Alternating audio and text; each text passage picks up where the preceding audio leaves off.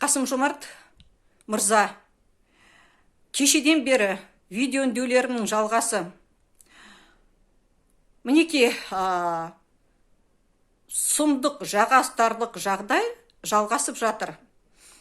Ешқандай мемлекетте болмайтын, мемлекеттің тілінде қызмет көрсету керексіз деген сөздер үшін со мемлекеттік қызметкерлер жастарды, анда тек қана Диас Құзайыр емес, Абдығали деген Алматының блогерына да қысымшылық жасап, оның үстіне де 174-ші баппен іс қозғапты. Қудалап жатырсыздар, мінеки. Барлықтарына қатысты билік қудалап жатыр ғой. Енді қалай сонда билік, менің ойымша, ұйымдасқан қылмыстық топты қолдап отыр ма?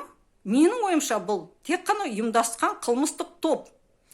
Өйткені мемлекетке, әр мемлекетте мемлекеттің тілін дәріптейтін азаматтарды қудаласа, қалай да болмасын қудаласа, оны үкімет қудаламайды әрине, бір қылмыстық топтар мысал үшін қудалайды. Солар міндетті түрде табанда жауапқа тартылады. Амында енді мемлекет болып жатыр ғой, ресурстары, полиция, соңдарынан қуып келіп, қылмыстық іс қозғап, тінту жүргізіп, немене болып бара жатыр. Қасым-Жомарт мырза, мен мына Әлихан Смайыловтың қол астындағы бүкіл министрліктерге, бүкіл ведомстволарға қатысты айтып отырмын. Өйткені мынау бәрі қатысты. Ішкі істер министрінен бастап, мынау бәрі қатысты. Сонда сіздердің құрамдарыңызда қылмыстық, мына риддерда қалыптасқан қылмыстық топты, мен солай ойлаймын, олар қылмыстық топ деп. Жаңа айттым неге екенін. Қолдайтын адамдар бар ма? Сонда біздің тәуелсіздігімізді тәрк етуге даяр адамдар бар ма? Мынау шекаралас аудан ғой, мынау шекара ғой. Бұлардың арасында қазір интернетта шығып жатыр, екі азаматтылығы бар адамдар бар. Бұлардың арасында әйтеуір боқ ауыз сөзбен бірдеңе нужен мне казахский, я лучше буду автомат брать и расстреливать деген қатында жүр. Солардың туыстарыма, жақындарыма мен білмеймін. Олардың өздерінің біреуі ма, күйеуі енді коллаборант, сатқын қазақ шығар, күйеуім қазақ деп қояды. Мінеки қандай масқара. Оған қылмыстық іс қозғап жатырсыңдар ма? Сондай сұрақ.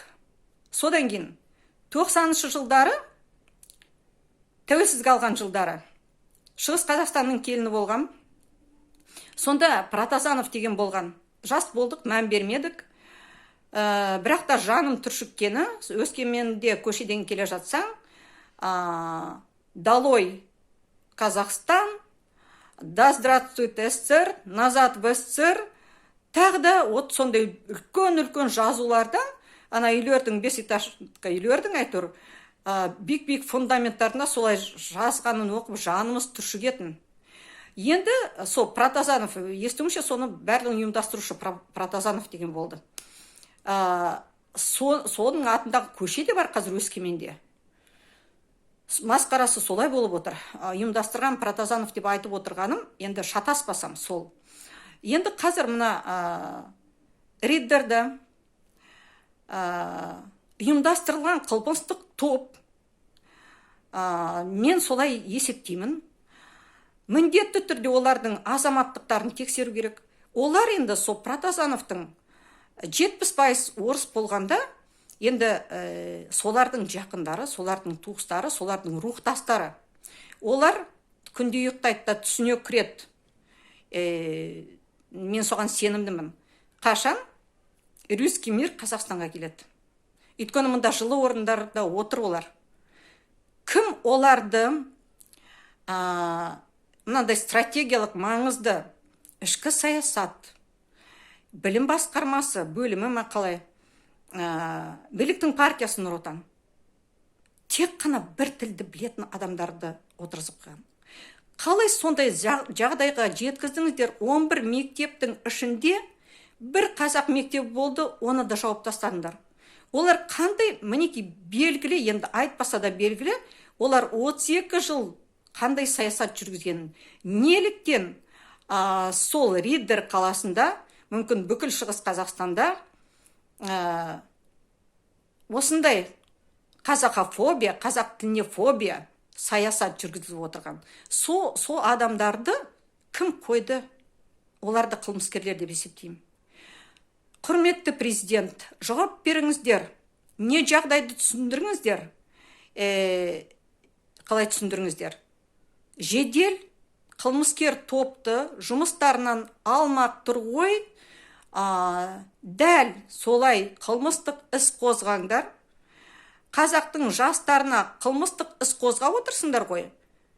Қазақ тілін талап еткен, мемлекет тілін талап еткен, мемлекеттік қызметкерлерден мемлекеттік тілді талап еткен жастардың үстіне қылмыстық іс қозғап отырсыздар қой. Енді қылмыстық істі қозғаңыздар.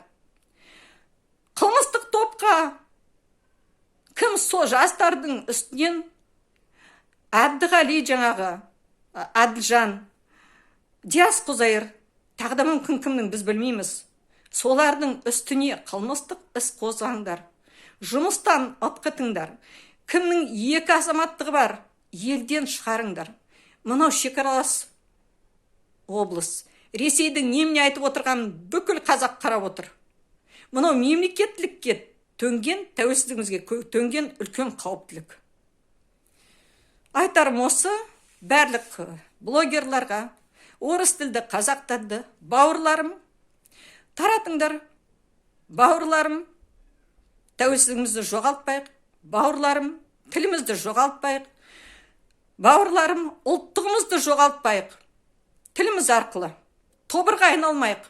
Қазақстан тобыр халық деген соған айналмайық.